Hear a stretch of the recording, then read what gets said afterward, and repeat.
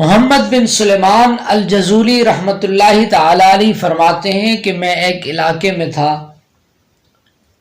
میں نے ظہر کی نماز پڑھنی تھی، وضو کرنا تھا، پانی کی تلاش میں تھا تو ایک کنواں نظر آیا۔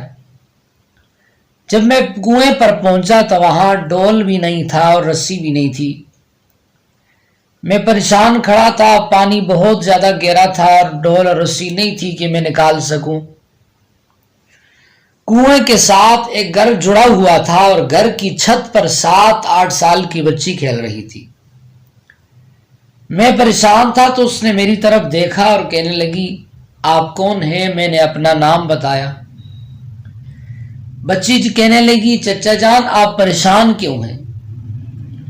میں نے کہا میں نے وضو کرنا ہے لیکن ڈول اور رسی نہیں ہے کہ پانی نکال سکوں، اس لیے پریشان ہوں۔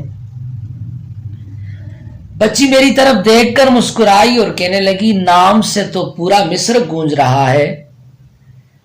چچا جان بڑی تعجب کی بات ہے کہ تیری ولایت کے ڈنکے بستیوں میں بجتے ہیں اور کنویں سے پانی تک نہیں نکلتا۔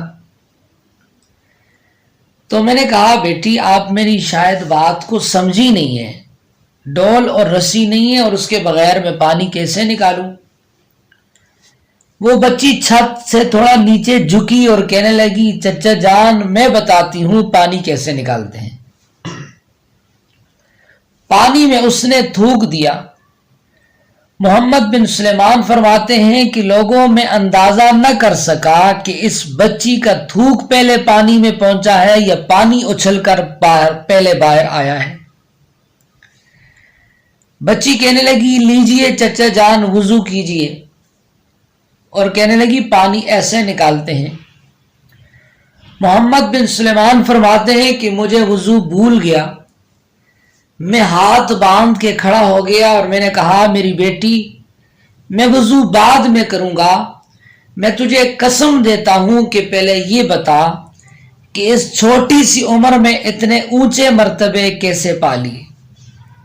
بچی مسکرائی اور کہنے لگی، چچا جان میری عمر تو بہت چھوٹی ہے، میری چھوٹی عمر نہ دیکھیے، میں ہر وقت اپنے نبی حضرت محمد مصطفیٰ صلی اللہ علیہ وسلم پر درود پڑھتی ہوں۔